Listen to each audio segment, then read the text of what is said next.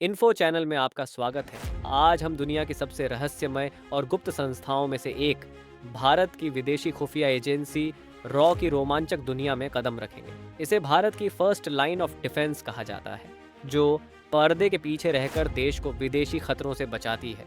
आइए जानते हैं रॉ के बनने की कहानी और इसकी शानदार ऑपरेशंस को। पहले यह जानते हैं कि रॉ जैसे खुफिया एजेंसी बनाने की जरूरत क्यों पड़ी। रॉ की जड़ें ब्रिटिश इंडिया के समय की हैं, जब आईबी मा ने इंटेलिजेंस ब्यूरो घरेलू और विदेशी खुफिया जानकारी जुटाने का काम करता था।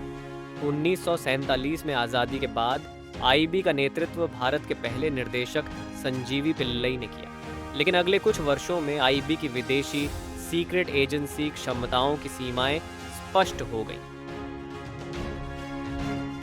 1962 के भारत चीन युद्ध ने आईबी की कमजोरियों को उजागर किया। इसके बाद 1965 के भारत पाक युद्ध ने देश को और अधिक स्पष्ट रूप से दिखाया कि बेहतर विदेशी सीक्रेट एजेंसी की आवश्यकता है।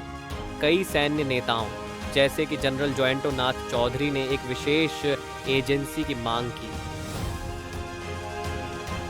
इसके चलते 1968 में प्रधानमंत्री इंदिरा गांधी की सरकार ने एक अलग विदेशी सीक्रेट एजेंसी स्थापित करने का निर्णय लिया। इस नई एजेंसी की योजना रमेश्वर नाथ काओ द्वारा तैयार की गई, जो आईबी के एक प्रतिभाशाली अधिकारी थे। इस तरह research and analysis wing raw की स्थापना हुई, जिसका मुख्य उद्देश्य था रणनीतिक खुफिया जुटाना, आतंकवाद का मुकाबला करना और ग्लोबल स्तर पर भारत के राष्ट्रीय हितों की रक्षा करना। रॉ की शुरुआती सफलता का श्रेय इसके पहले प्रमुख रमेश्वर नाथ काओ को जाता है, जिन्हें अक्सर इंडियाज स्पाई मास्टर कहा जाता है। काओ के नेतृत्व में रॉ ने जल्दी ही अंतर्राष्ट्रीय खुफिया समुदाय में अपनी प्रतिष्ठा स्थापित की। काओ ने यह सुनिश्चित किया कि रॉ सीधे प्रधानमंत्री को रिपोर्ट करे और संसदीय निगरानी से बाहर रहे।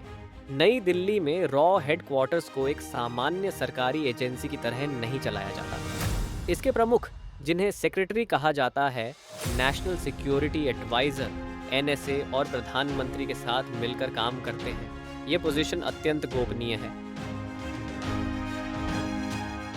रॉ ह्यूमन इंटेलिजेंस और टेक्निकल इंटेलिजेंस दोनों में विशेषज्ञता रखती है। इसका संचालन सीमा पार तक फैला होता है, जहां यह जियोपॉलिटिकल शिफ्ट्स, टेररिज्म नेटवर्क्स और न्यूक्लियर प्रोग्राम्स पर नजर रखती है। इस एजेंसी का एक अनोखा तत्व है इसका आदर्श वाक्य, धर्मो रक्षति रक्षित। जो धर्म की रक्षा करता है, उसकी रक्षा धर्म करता है।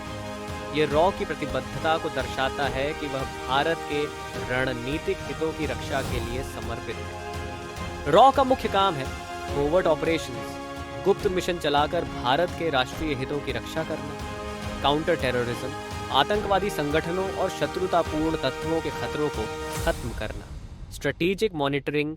कोल्ड वॉर के दौरान रॉ अंतरराष्ट्रीय कम्युनिज्म पर नजर रखती है। 1970 और 1990 के दशक में रॉ ने रेडियो रिसर्च सेंटर और इलेक्ट्रॉनिक्स और टेक्निकल सर्विसेज ईटीएस जैसी एजेंसियों को शामिल करके अपनी क्षमताओं का विस्तार किया। 1971 में काओ के नेतृत्व में एविएशन रिसर्च सेंटर एआरसी की स्थापना की गई, जिसका उद्देश्य हवाई निगरानी था।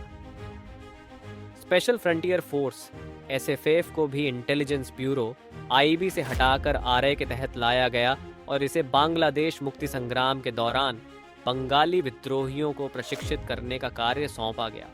हालांकि 1987 में मोरारजी देसाई के शासनकाल में बजट कटौती और सूचना विभाग जैसे कई सेक्शनों को बंद करने के कारण रॉ की क्षमताओं को झटका लगा। बाद में इंदिरा गांधी के सत्ता में वापस आने के बाद स्थिति में सुधार हुआ।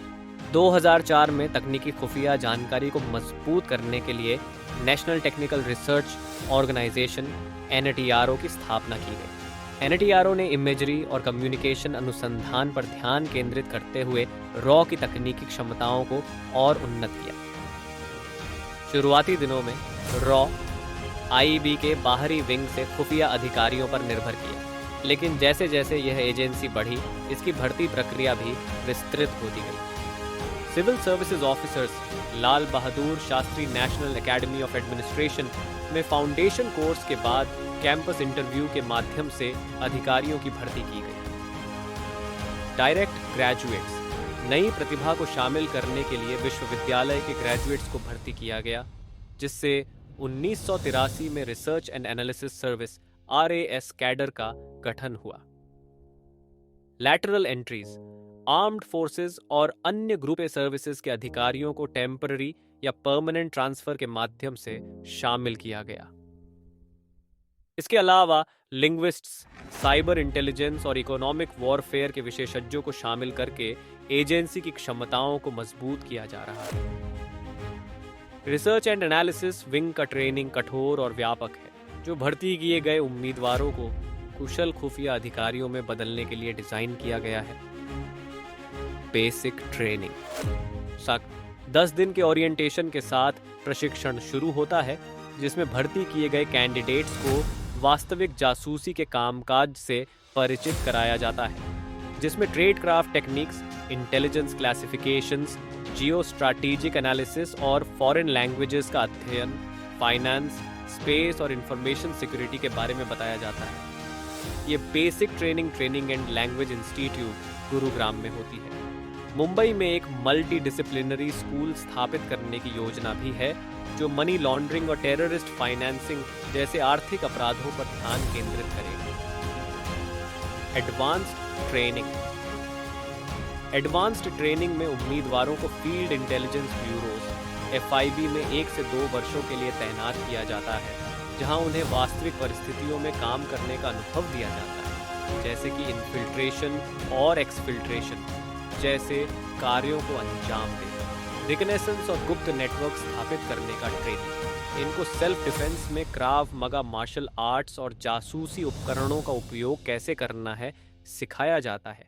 फील्ड ट्रेनिंग पूरी होने के बाद एजेंटों को डिप्लोमेटिक कवर के तहत तैनात किया जाता है, जिससे वे बिना संदेह के खुफिया जानकारी जुटा सकें।